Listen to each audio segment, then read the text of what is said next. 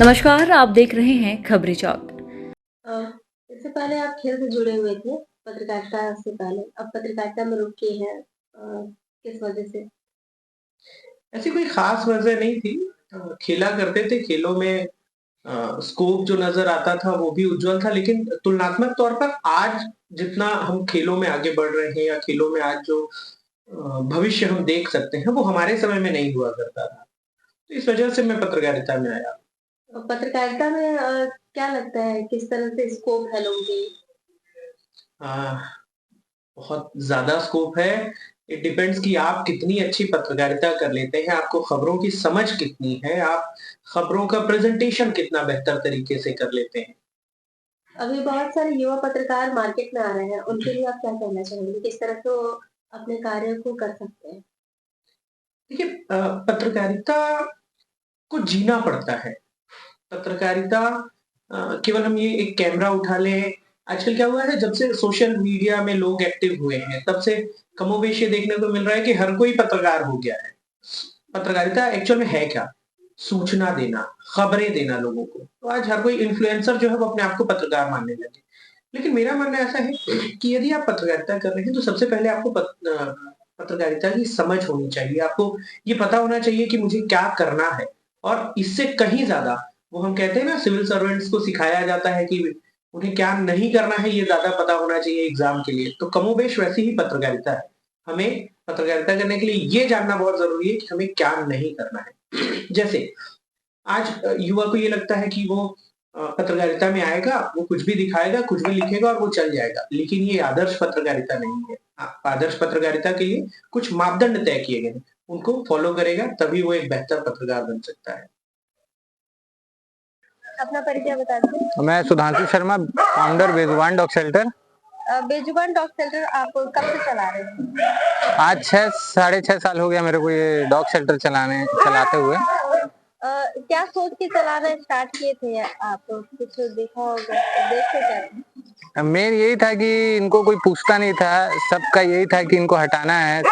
समाज में एक इनके लिए गलत धारणा है कि ये बाइट करते हैं, और इसी तरह जैसे रोड एक्सीडेंट होता था तो ये पड़े रहते थे, कोई इनका इलाज नहीं कराता था। तो वो मकसद से हम लोग ये चालू किए थे कि एक डॉग ऐसा है कि दिखा तो हम लोग इलाज के लिए उसको लेके आए।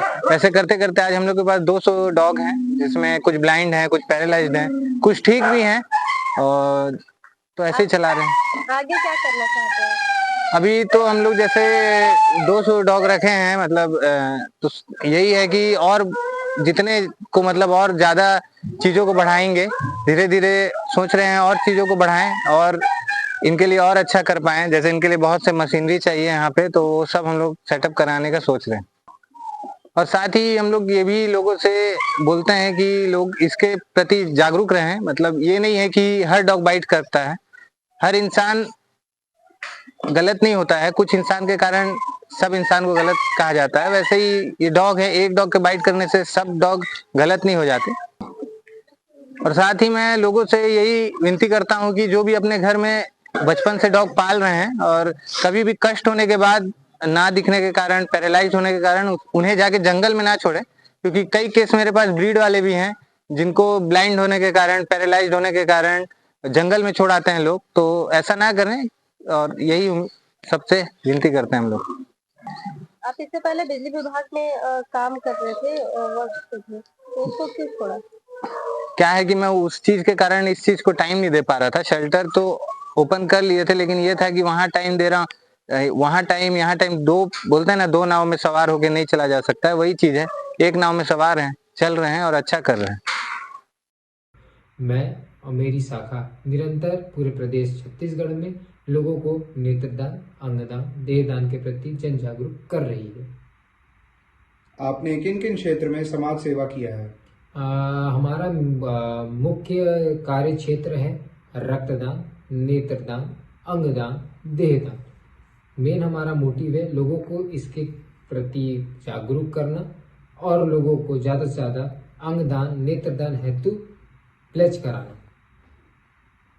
आप इतनी कम उम्र में समाज सेवा कर रहे हैं, इसकी प्रेरणा आपको कहाँ से मिली? समाज सेवा की प्रेरणा मेरे को मेरे दादाजी स्वर्गीय शिवपति नारायण सिन्हा जी से मिली है। उनके विचार मानवता की सेवा सबसे बड़ी सेवा है ने मुझे हमेशा ये सिखाया है कि सच्ची सेवा केवल शब्दों तक सीमित नहीं होती या कर्मों के माध्यम से दिखाई जाती है। उनके विचारों ने मुझे समाज के प्रति मेरी जिम्मेदारी को समझाने और उसे निभाने का रास्ता दिखाया है। यही कारण है कि मैं अपने जीवन को समाज के प्रति समर्पित कर दिया हूँ। आप इस उम्र में इतना अच्छा खेल ले रही है, ये प्रेरणा आपको कहाँ से मिली? मैं इस उम्र में जो खेल रही हूँ ये मेरे कोच राजेश प्रताप सिंह सर के चलते ही प्रेरणा मिला है खेलने का, क्योंकि वो हमेशा से मुझे मोटिवेट करते थे खेलने के लिए। मैं पहले बास्केटबॉल की प्लेयर थी, पर मेरा एक्सीडेंट होने के बाद फिर मैं गेम छोड़ना पड़ा। तो फिर मेरे कोच जो थे राजेश प्रताप सिंह सर, उन्होंने मुझे मिनी गोल्फ के बारे में बताया और बोला कि इसमें ये खेलना स्टार्ट करने के लिए कि इससे मैं अपना अपना बेस्ट दे पाऊँगी। तो फिर वहाँ से मेरा खेलने का जो मिनी गोल्फ का जर्नी था वो स्टार्ट हुआ। फिर मैं वहाँ से नेशनल, स्टेट और फिर इंटरनेशनल लेवल पे खेलते गई।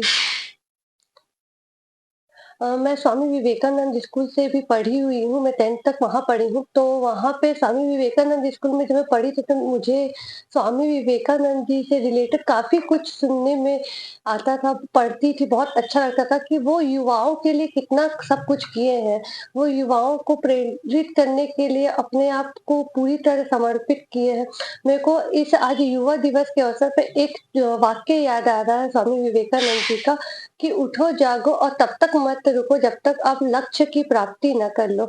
उनका ये विचार मुझे बहुत अच्छा लगता है, क्योंकि इसमें हम ये देखते हैं कि हम किसी भी चीज़ को कोई गोल सेट करते हैं, बट कभी एक टाइम आता है कि हम उस चीज़ को अचीव नहीं कर पाते हैं, क्योंकि हमको कंटिन्यू हार मिलता है, तो उसके चलते हम उस चीज़ को छोड़ देते हैं। तो स्वामी विवेकानंद जी ने ये चीज़ बहुत अच्छा कहा है कि उठो जागो और तब तक मत रुको जब तक आपको लक्ष्य ना प्राप्त हो जाए। तो हमको भी मेहनत तब तक करना चाहिए जब तक हम सफल ना हो जाए, क्योंकि हार और जीत होती होती रहती है। अगर आप हारेंगे तो आपको नया सबक मिलेगा कि आप कहाँ किस चीज़ से हारे हैं, एक सीखने को मिलेगा, और अगर आप जीतेंगे तो आप एक मिसाल कायम करेंगे। इसलिए हमेशा स्वामी विवेकानंद जी के दिखाए हुए रास्ते पे हमको चलना चाहिए कि अपने लक्ष्य को प्राप्त करने के लिए हमको अपना 100% देना है, चाहे दिन हो, रात हो, हमेशा मेहनत करते रहना चाहिए।